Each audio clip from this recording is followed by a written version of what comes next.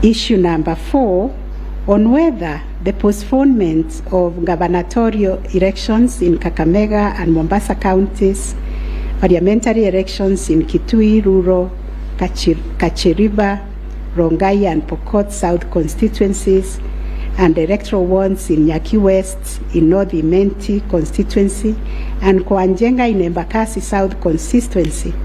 resulted in voter suppression to the detriment of the petitioners, and especially in petition number 5 of 2022. It is common knowledge that IEBC postponed elections for various seats during the general elections of 9th August 2022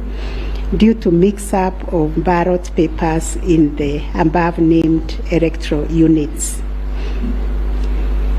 It is the combined case of the first and second petitioners that, in terms of Articles 136, 2A, 177, 1, and 181, as read with Article 1 of the Constitution, the chairperson of IEBC had no jurisdiction to postpone elections in those areas. That Section 55B of the Elections Act is inconsistent with the Constitution and therefore void to the extent that it purports to donate to IEBC power to postpone elections in the constituency, county, or ward, contrary to the Constitution, and the postponement undermined the conduct of free, fair, credible elections by depriving the voters an opportunity to vote for all the candidates on the dates stipulated by the Constitution.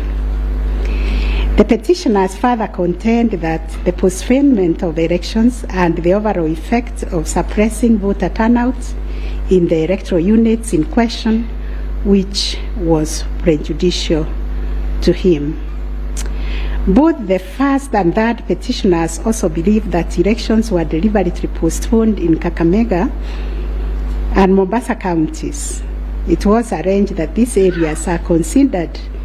to be first petitioner strongholds, and as such, the postponement of elections worked to his disadvantage and added that benefit to the second respondent. These assertions were denied by IEBC and its chairperson. They, however, admitted that they experienced confusion with the printed ballot papers and explained that they only discovered the mix-up on the eve of the election when the ballot papers were being distributed to the polling stations. That as a practice, ballot papers can only be opened on the eve of the election day to avoid any mischief, and that by the time the mix-up was discovered, it was logistically impossible to print and replace the ballot papers in time for the elections. For this claim to succeed, it must be demonstrated first, IEBC had no authority in law to postpone the elections, and secondly, that the postponement was deliberate and calculated to suppress voter turnout so as to affect the result by reducing the petitioners' overall votes. We've looked at the provisions of Section 55B of the Elections Act, which provides for circumstances when elections can be postponed in a particular electoral unit, including in cases of emergency. We are therefore satisfied that on the basis of the foregoing provision, the third respondent and the requisite power to postpone election in the constituencies, counties, and wards in question. Concerning the allegation of voter suppression, we note that voter suppression is generally recognized as a political strategy which takes many forms, but whose practical effect is ultimately to reduce voting by deliberately discouraging or preventing targeted groups of people from exercising their right to vote and thereby to influence the outcome of an election. It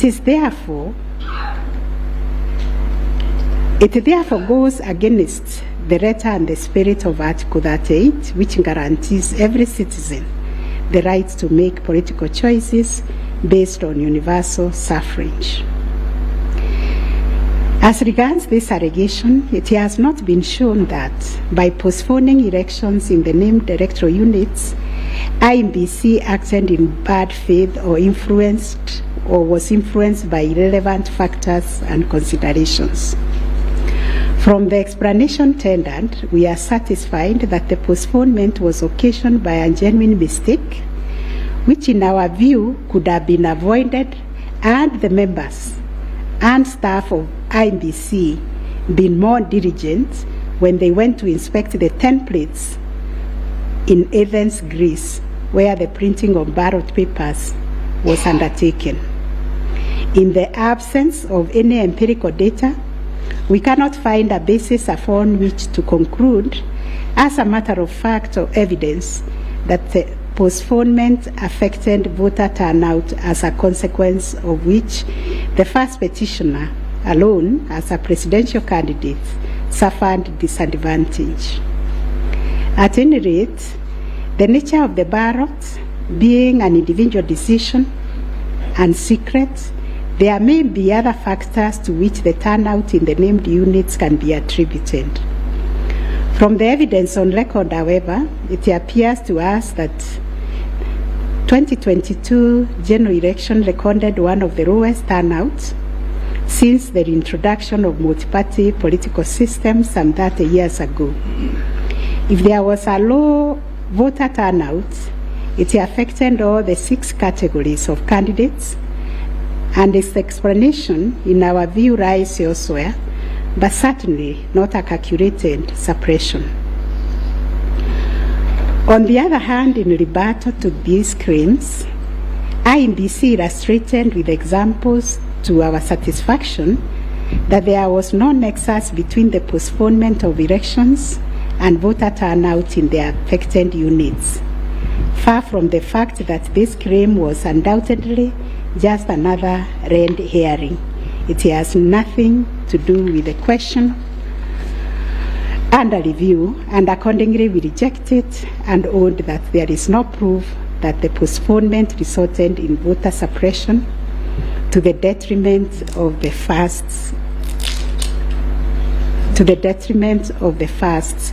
petitioner.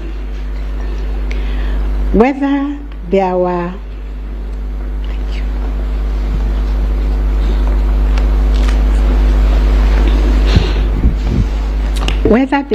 unexplainable discrepancies between the votes cast for presidential candidates and other elective positions